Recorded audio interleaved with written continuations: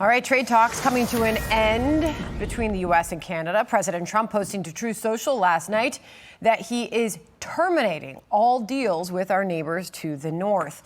This after the government of Ontario released an anti-tariff ad featuring former President Ronald Reagan.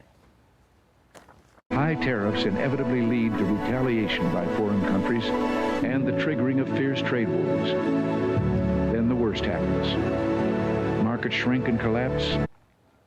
Okay, so with us now, former White House press secretary and Fox News contributor. Ari, welcome to you. This is getting a lot of attention. What did you make of President Trump's response, especially this one on Truth Social today? Canada cheated and got caught. They fraudulently took a big buy ad saying that Ronald Reagan did not like tariffs, when actually he loved tariffs for our country and its national security. Ari, your thoughts? Well, that ad by the province of Ontario, it's not the government of Canada, the country. It's one isolated province led by a real anti-Trump premier. That ad was wrong. I mean, it totally took what Ronald Reagan said out of context, distorted his remarks. President Reagan was always clear about the importance of fair trade and that trade has to be reciprocal.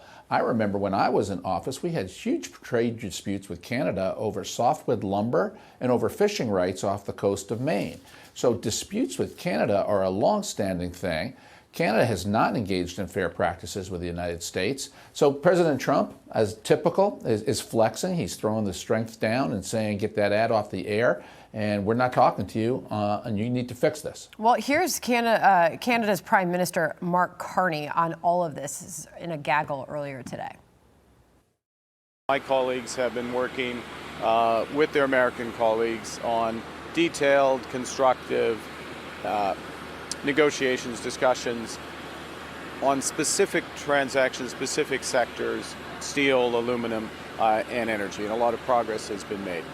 And we stand ready to pick up on that progress and build on that progress when the Americans are ready to have those discussions. We stand ready when the Americans are ready. Tell me what you take away from that while we have the White House via Kevin Hassett responding to all of this and a reporter's question earlier today. Listen here. Is this just a knee-jerk reaction? I think the frustration has built up over time. I've been involved in some of these negotiations, and the Canadians have been very difficult to negotiate with. The fact that we're now negotiating with Mexico separately reveals that it's not just about one ad, that there's frustration that's built up. Okay, this story is getting good. Ari, where does it go next? Well, it's classic negotiation. Yeah. One party takes its hands off the steering wheel, acts crazy, and the other party says, whoops, we better do what they want, otherwise we're going to have a crash here. So, I think this President Trump has largely been successful in these negotiations because of his hard-to-predict tactics.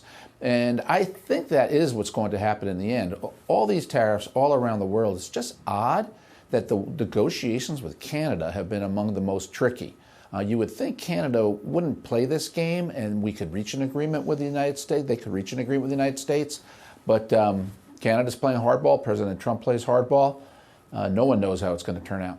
Okay, so next up, President Trump leaves on his big trip to Asia, which the press secretary during this program yesterday explained in full detail. The biggest part of that trip will be his meeting with his Chinese counterpart, Xi. He took a question about Xi and fentanyl yesterday. This was at the White House. Listen here.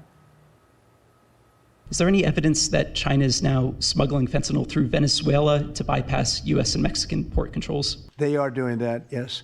But they are paying right now a 20% tariff because of fentanyl.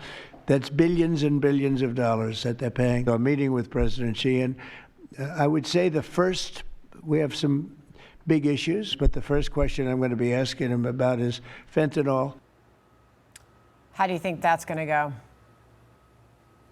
I'm very concerned about it. I think China has been, for decades, the United States' principal problem around the world. Everything they do when it comes to trade, when it comes to do with economics, is to diminish the United States and build China. That's why they cut off all rare earth exports from China to the United States. They want to diminish our abilities and make themselves the economic power of the world. They don't like the dollar. They want to create an alternative financial structure around the world where you trade with China is more important than you trade with America. I think President Trump, again, he is very respectful of the Chinese leader, Premier Xi, but I think it's going to be really tough going. I don't think China makes concessions. China does what's in China's interests, and it's a tough negotiation. Our farmers are very important, and China is supposed to buy from our farmers, but China makes promises they don't honor. They did that throughout President Trump's first term, and so this is going to be very tough sledding when the president goes to China. I hope we don't just announce a deal for the sake of announcing a deal. I hope it's real if we've got one. He's got a long way to get there, and we'll see how it goes when he does arrive and this meeting actually happens. Ari, always good to have you, especially on this Friday. Thank you very much.